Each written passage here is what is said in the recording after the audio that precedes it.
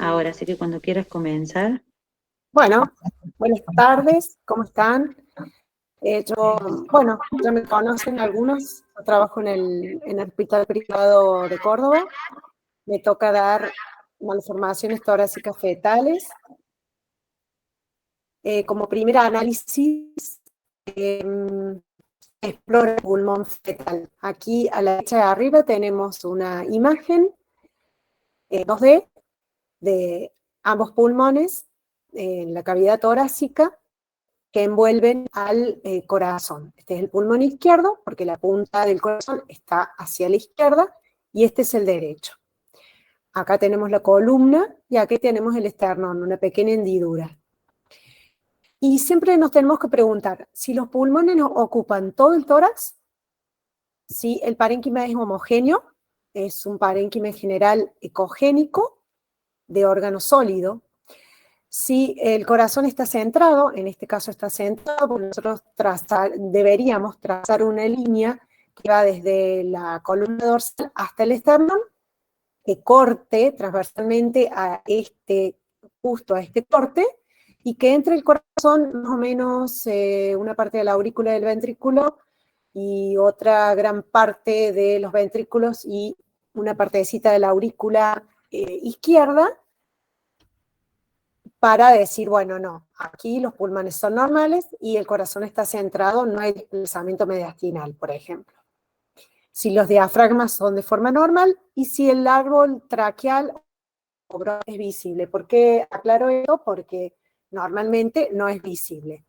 Aquí les voy a mostrar, no sé si se van a ver bien, si no lo amplío, una filmación de una embarazada de 30 semanas, en una nación de un embarazo normal, donde nosotros vemos aquí los pulmones, está la columna dorsal, el dorso anterior nos joroba bastante para ver el bebé. Acá tenemos el diafragma, acá tenemos el órgano sólido, se me pasó muy rápido. Acá está el otro pulmón abrazando, como se dice, al corazón. Y esta es la pared anterior. Este es el dorso anterior. Lo ideal es verlo con el dorso posterior. Bueno, esperen que... Aquí tenemos una eco 2D, lo que les expliqué recién, cómo debía ser el tamaño y cómo tienen que estar dispuestos los pulmones dentro de la cavidad torácica. Aquí tenemos un corte sagital, donde vemos el diafragma, esta línea apenas hipoecoica, y todo el pulmón aquí por encima. Igual que acá, con el corazón, la línea del diafragma, el pulmón encima. Esto es un corte sagital y esto es un corte axial, de un embarazo de tan solo 16 semanas. Bueno, y ahora entramos a las patologías más frecuentes. Las patologías más frecuentes las dividimos por practicidad en hernia diafragmática congénita, en un 40%. Es decir, cuando ustedes van a ver un bebé que tiene algo raro, alguna malformación en el tórax, tienen que pensar que, primero de todo, es una patología muy poco frecuente, cualquier malformación en el tórax, pulmonar, hablamos puntualmente pulmonar, excluyendo el corazón, ¿no? Representan alrededor del 3% de todas las malformaciones fetales. De esas, el 40% representadas por la hernia diafragmática congénita, 40% por masas, entre las que tenemos en primer frecuencia la MAC, que es la malformación adenomatoidea quística, secuestro, un híbrido entre ambas, y si no un quiste único menos frecuente. Hidrotórax en un 10% de los casos, y bueno, aproximadamente, no llegamos al 100 con esto, aproximadamente los más raros son menores del 5%, que representan la obstrucción del vía aérea. Es de lo que voy a hablar al final. Embriología, hay que saber un poco de embriología para entender todo el tratamiento de pronóstico y diagnóstico en estos embarazos, lo importante que es el diagnóstico. Las etapas del desarrollo embrionario del pulmón son La embrionaria desde la concepción hasta la semana 5, la pseudoglandular desde la semana 5 o 6 hasta la 17, la canalicular de la 17 a la 28, la sacular de la 28 a la 36 y la alveolar de la 36 al término. Un poco explicando esto, el pulmón surge de un divertículo ventral desde el extremo caudal, más caudal del surco laringotraqueal del intestino anterior. Es decir, proviene una parte del intestino anterior. Esto explica un poco algunas asociaciones con otras malformaciones. Y esto es al final de la semana 4 de gestación. Ese divertículo crece, forma la tráquea primitiva, 2 sacos, brotes pulmonares, divisiones dicotómicas entre 16 y 18, y árbol bronquial. Aunque los bronquiolos aumentan de tamaño, no se forman nuevas conexiones bronquiales después de la semana 16. Aquí tenemos una línea de tiempo, es mucho más explicativa que lo que yo dije recién. Es lo mismo, embrionaria de la 1 a la semana 5, donde se forman los esbozos pulmonares, traqueobronquios, la etapa fetal, el periodo fetal, que es pseudoglandular, canalicular y sacular. Pseudoglandular en esta etapa se ramifica el árbol bronquial y se forma el parénquima respiratorio entre la semana 17 y la 27. Existe ya vascularización y existe la interfase aire-sangre. En la sacular, entre la 28 y la 36, se forman los sacos alveolares, se detecta surfactante en líquido amniótico, y en la alveolar, entre la 36 y 2 o 3 años, que se extiende a la etapa postnatal, 2 o 3 años del pico, pero en realidad hasta los 8 años se siguen proliferando y expandiendo y madurando los alveolos. Bueno, ¿cómo vemos los pulmones por ecografía? El método Gold Standard para evaluar el bebé, ya sabemos que es la ecografía, con los ecógrafos actuales, es mucho más fácil, entre comillas, que con los ecógrafos de hace varios años.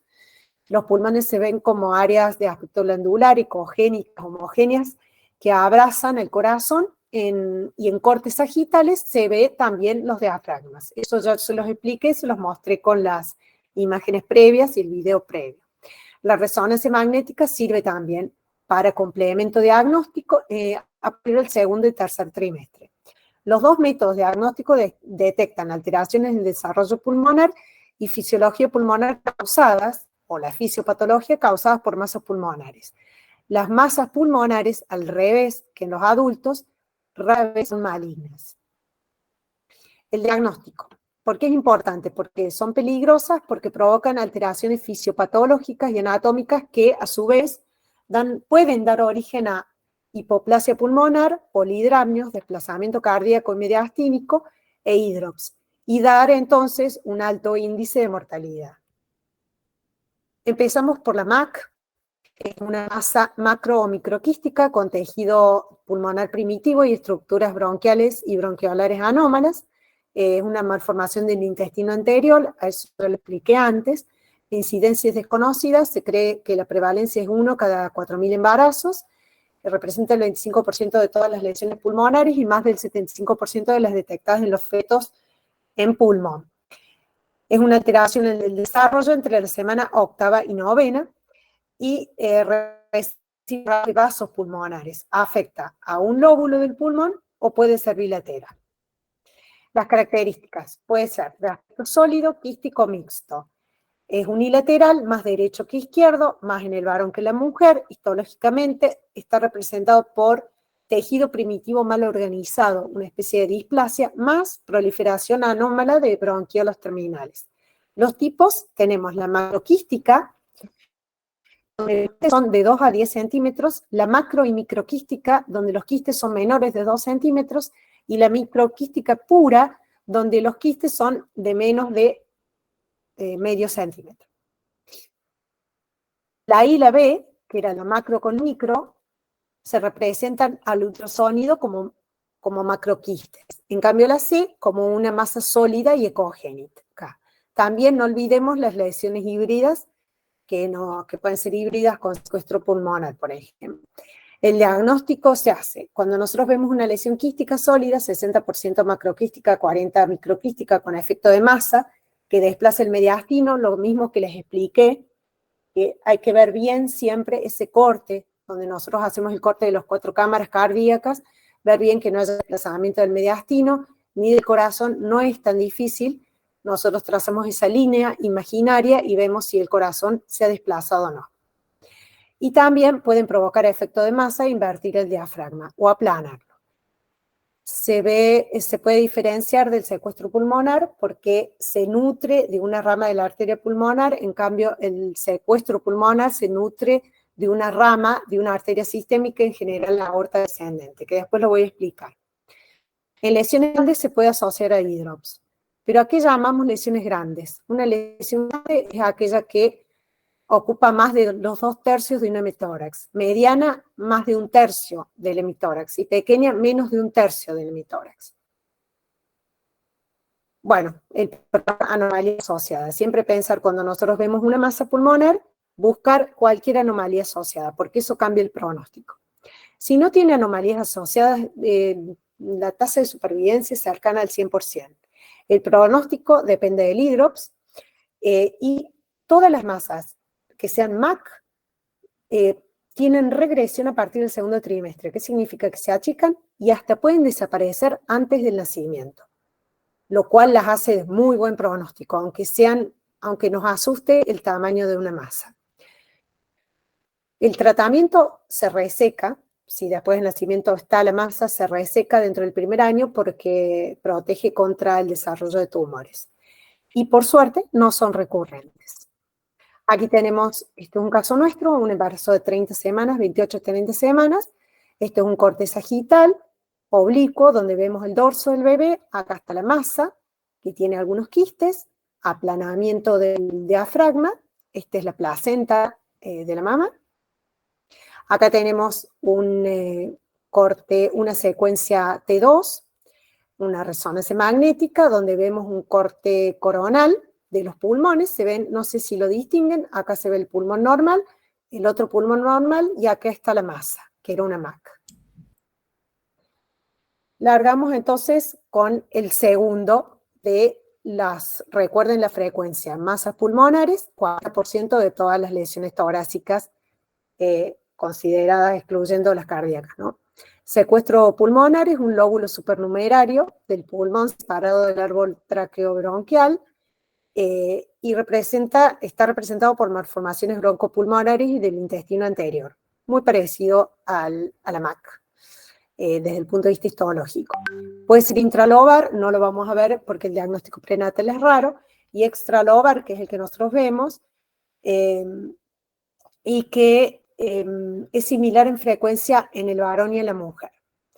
El secuestro está revestido por su propia pleura, el 80% se ubica en la base del pulmón izquierdo. ¿Qué pasa? Cuando nosotros vemos una masa pulmonar que se ubica entre el pulmón izquierdo y el diafragma, en primer lugar tenemos que sospechar que sea un secuestro. Lo confirmamos por el vaso único que irriga y que proviene de la aorta descendente. El 10% también pueden ser retroperitoneales. Que representa la consecuencia del crecimiento de un muñón pulmonar supernumerario o anómalo. El drenaje venoso es sistémico a través de la vena ácigos. Recuerden que el drenaje arterial también era sistémico a través de la arteria aorta. Macroscópicamente se ve, tiene una forma lobular circunscripta con un aspecto de esponja muy característico microscópicamente. Representa una dilatación difusa de los bronquiolos, alvéolos, conductos alveolares linfáticos. También existe el híbrido secuestro-MA. El diagnóstico, masa ecogénica circunscripta, algunas veces triangular, en la base del pulmón izquierdo. Si es grande, se puede asociar con hidrops, lo mismo que dije antes, y se usa también correlación con la resonancia. En general usamos las secuencias T2. Acá tenemos otro caso nuestro. Este es un bebé, un embarazo de, no sé si 28 o 30 semanas, capaz 28. Tenemos una masa grande, ecogénica, que es diferente a la ecogenicidad del pulmón restante que está de este lado. Una masa que comprime y desplaza el mediastino y el corazón. Y aquí tenemos el diagnóstico. Se hace el diagnóstico viendo el vaso que irriga, que proviene directamente de la aorta. Acá tenemos la resonancia, la masa es esto todo, esto grande, una masa hiperintensa en T2, entonces un corte axial un poco menos claro. Aquí está la placenta, acá están el muslo del bebé. Anomalías asociadas también, 5 a 10% hidrotórax, 50 a 65% anomalías segmentarias del pulmón contralateral, hasta puede tener, estar asociada a Prunebelli, que es un síndrome diferente. También a coartación aórtica, y también puede estar una MAC dentro de un secuestro extralobar. Las anomalías más comunes son la hernia diafragmática congénita, el quiste broncogénico, la MAC, duplicación intestinal, etc. ¿Por qué se los aclaro de nuevo? Porque en realidad depende de eso el pronóstico que tenga el bebé. Si no tiene anomalías asociadas, siempre buscarlas, supervivencia cercana al 100%, y también se reseca en posparto o se hace embolización arterial del vaso nutricio. No tiene riesgo de recurrencia. Esto lo voy a pasar más rápido. Quiste broncogénico es más raro todavía, una lesión quística recubierta del epitelio bronquial, con baja prevalencia, 8% de la masa de los niños, de anomalías broncopulmonares del intestino anterior. Están representados por brotes pulmonares accesorios recubiertos por epitelio respiratorio secretor de moco y se pueden llenar de moco. El 15% en pulmón, pleura y diafragma. Raro en cuello y abdomen, y 2/3 de los quistes aparecen en los lóbulos inferiores. También pensarlo por ese lado. Diagnóstico y tratamiento: rara vez se hace diagnóstico prenatal, el pulmón está aumentado de tamaño, obstruido, y puede no verse el quiste o confundirse ese mismo quiste con una MAC. Entonces el diagnóstico diferencial principal es la malformación adenomatoidea quística, o quiste neuroentérico o quiste de duplicación. La resonancia es muy útil y se asocian también a secuestros, enfisema lobar y MAC. También aquí hay overlap, hay superposición. Pronóstico: vigilancia continua. Como existe riesgo de desarrollar cáncer, también se estirpa. Atresia bronquial es un bronquio segmentario, no se comunica con la vía aérea central. No se diagnostica fácil, aunque es frecuente. El origen es vascular o por separación de un brote bronquial. En una de las etapas de la embriología, izquierdo es más frecuente que el derecho. El diagnóstico en un feto normal: no se ven los bronquios. Si nosotros podemos visualizar un bronquio lleno de líquido, es porque es patológico. Y el diagnóstico diferencial: secuestro, MAC y quiste broncogénico, y el pronóstico depende de las anomalías asociadas. Enfisema lobular congénito es el sobreinflado del lóbulo pulmonar sin destrucción de los septos alveolares. Hay pocos casos prenatales, los síntomas respiratorios se dan en el primer año de vida, el diagnóstico es raro prenatal, la etopatogenia sería secundaria en desarrollo anómalo del bronquio lobular o segmentario, y que está abocado, está comprimida extrínsecamente o intrínsecamente el bronquio. El diagnóstico es idéntico a la MAC, sólida, es indistinguible, y buscar siempre anomalías asociadas, como en todos los otros: defectos cardíacos, como el conducto arterioso persistente, defecto del septo ventricular, tetralogía de Fallot, etc. Pronóstico y tratamiento: el pronóstico depende de las anomalías asociadas y el tratamiento de lobectomía. Bueno, entramos a la otra gran masa importante pulmonar, que es la hernia diafragmática congénita, que representa el 40%, en que consiste en la herniación de vísceras abdominales hacia el interior del tórax como consecuencia del defecto congénito del diafragma. Es frecuente, más frecuente que los que dije recién, se da en 5 cada 10.000 nacidos vivos, y igualmente afecta a mujeres que varones, es más izquierdo en el 75%, 10% puede ser derecha y 5% bilateral.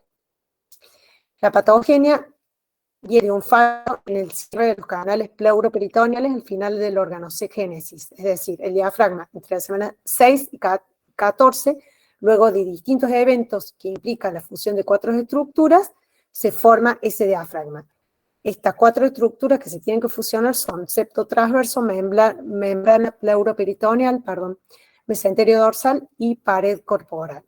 La zona más lábil y defectuosa en la zona posterior del diafragma, y esta es la que va a herniarse, a producir la falla para la herniación. Hernia diafragmática izquierda, el contenido genera estómago, intestino grueso y delgado, lóbulo izquierdo del hígado y vaso. Produce un efecto de masa sobre el corazón y los pulmones que se están desarrollando. Los defectos que se detectan son grandes y con gran volumen de intestino y hígado. La secuela importante y frecuente, no olvidar, hipoplasia pulmonar, la supervivencia sin hígado herniado es del 93% y con hígado herniado es del 43%. Recordar que estos embarazos son de alto riesgo y deben ser siempre derivados a hospitales de alta complejidad. Nosotros, ¿cómo diferenciamos por ultrasonido si tiene hígado herniado o no? Es cuando vemos una masa homogénea de tejido blando adyacente al ventrículo derecho del corazón en la zona anterior, y con el Doppler color y pulsado vemos los vasoportales. Y vemos el estómago detrás del corazón. La derecha es menos frecuente, hay desplazamiento mediastinal a la izquierda, parece una masa del pulmón derecho. El diagnóstico lo hacemos con el Doppler de los vasos portales. Se debe sospechar cuando hay derrame pleural más una masa pulmonar derecha. Recuerden que hemos estado hablando todo el tiempo de estas masas, la MAC, secuestro, que son difíciles de diferenciar, pero acá si vemos una masa pulmonar derecha más derrame pleural, tenemos que mirar distinto y poder llegar a pensar que puede ser una hernia derecha. Pueden ser bilaterales, aunque raras. El corazón se desplaza. Cuando es bilateral, la masa herniada, el corazón se desplaza hacia arriba y atrás. El diagnóstico diferencial, MAC, secuestro y quiste broncogénica. Esto lo voy a pasar. Tratamiento. Interrupción del embarazo en los países y en los lugares donde se permita, o corrección del defecto. Actualmente se usan en los centros de alta complejidad la terapia fetal. ¿Cómo se hace? Se introduce un endoscopio que avanza por la boca del feto, sobrepasa la epiglotis y se introducen las cuerdas vocales hasta la tráquea. Se coloca un balón de angioplastia que se infla y tapona, entonces eso no tiene buena probabilidad de sobrevivir un embarazo, un feto con una hernia diafragmática congénita, pero mejora la tasa de supervivencia esta terapia fetal. También se hace cirugía fetal y el pronóstico depende de 3 factores, que son los de peor pronóstico. Si el diagnóstico se hace antes de la semana 25, si el hígado es intratorácico y si el pulmón contralateral a la masa es muy pequeño, es decir, si hay hipoplasia pulmonar. Este era un caso nuestro, acudió a las 16 semanas para hacer una ecografía de segundo trimestre. Acá veíamos algo del corazón, decimos acá está el estómago, atrás del corazón.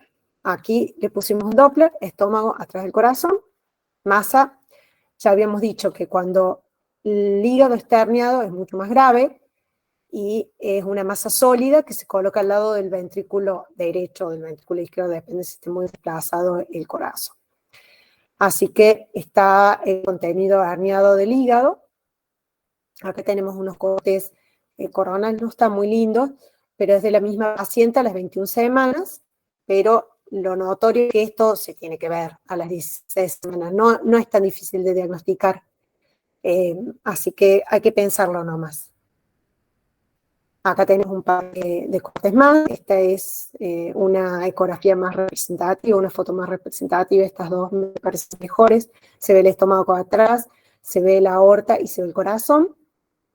Y aquí tenemos la resonancia de esta paciente, se veía muy bien todo el contenido de estómago hacia arriba, herniado, perdón, hígado y incluso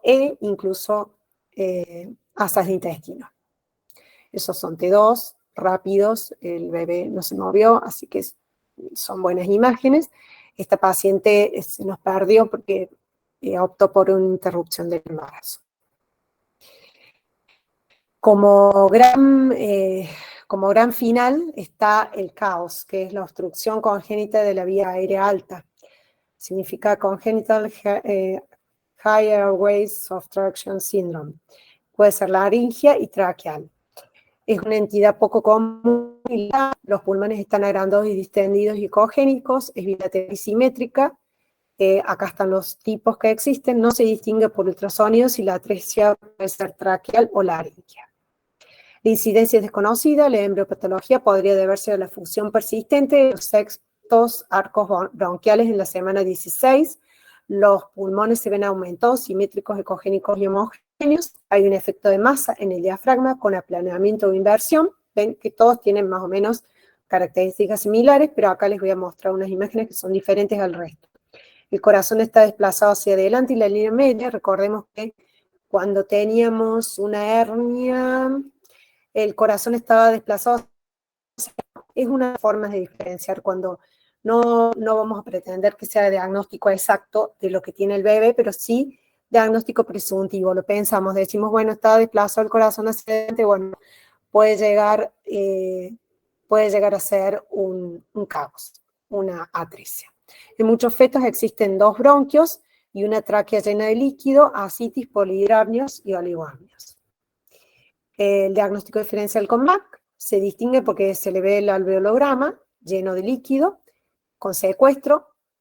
En general pueden tener asociaciones, anomalías asociadas como renales, de sistema nervioso o atresia esofágica, síndrome de Fraser, que es gravísimo, porque tenemos también el de Fraser, el famoso Potter, que es la agenesia renal bilateral, labial leporino, paranal hendido, sindactilia, defectos cardíacos. Gracias a Dios no son recurrentes estas enfermedades. El pronóstico del tratamiento, si se diagnostica, es porque la obstrucción es grave y casi siempre es mortal, es letal.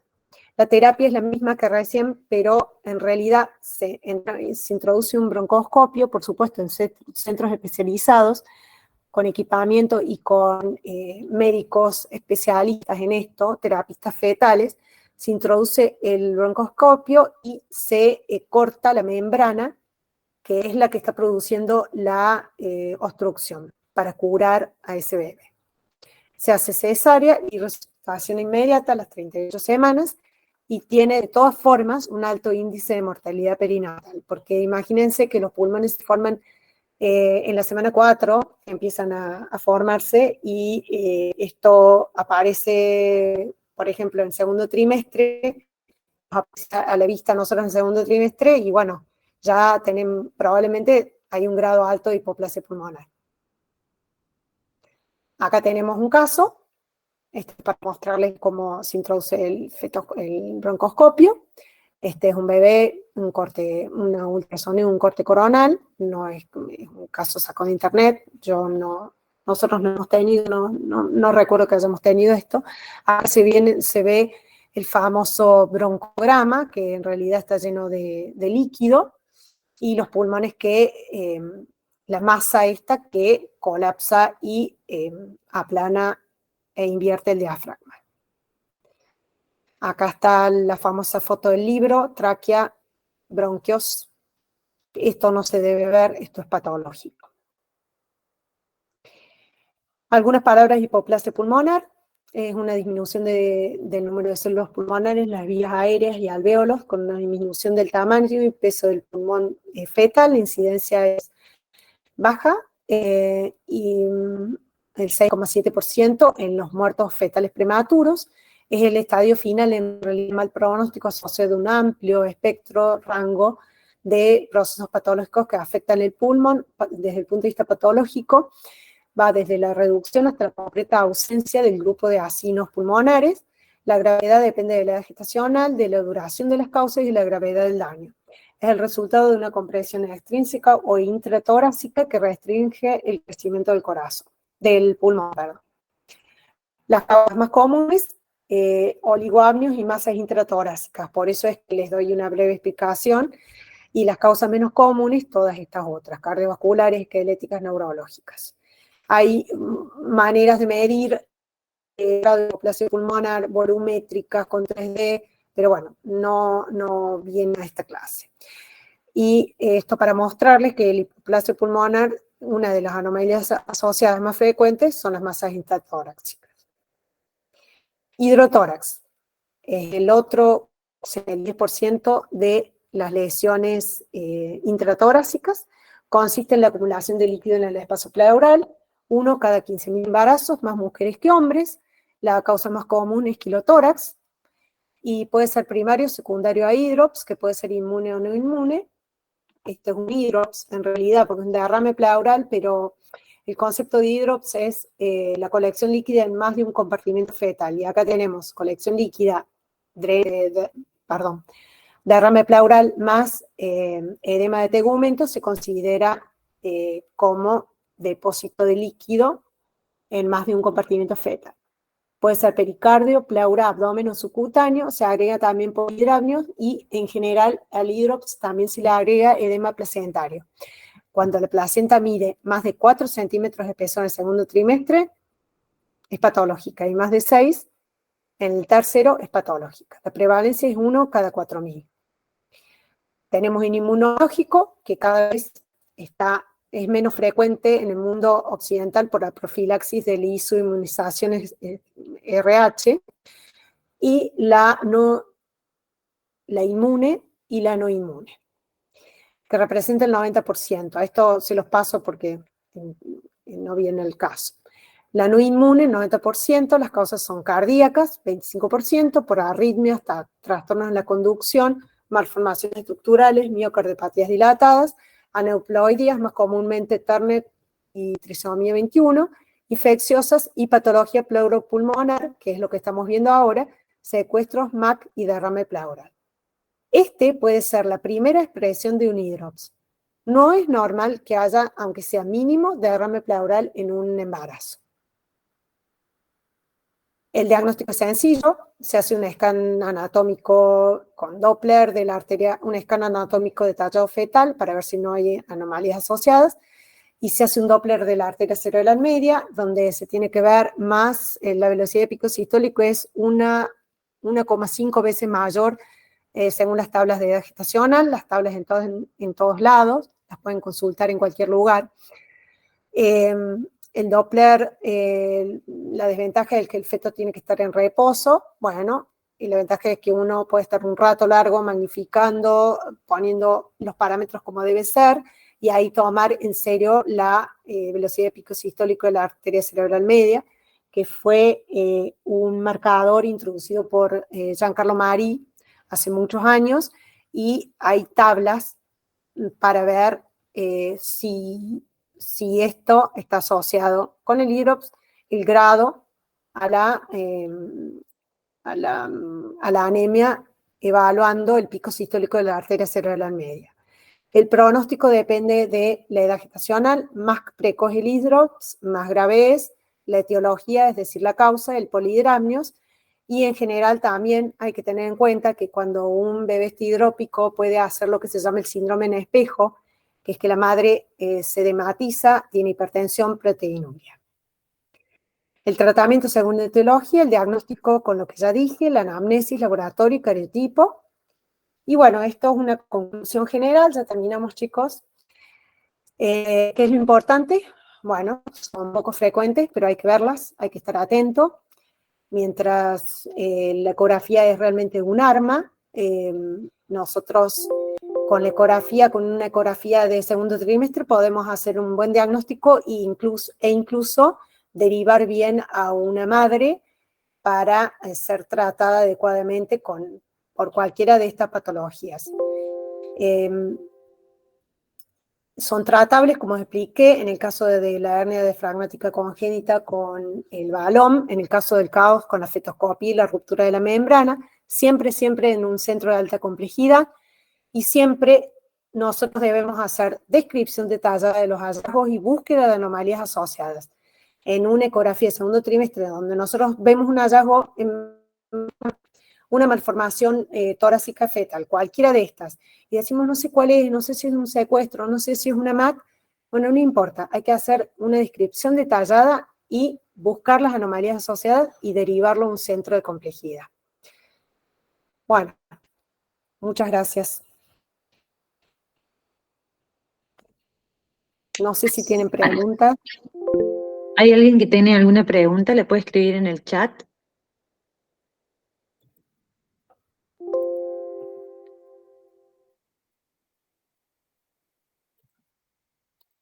Se durmieron.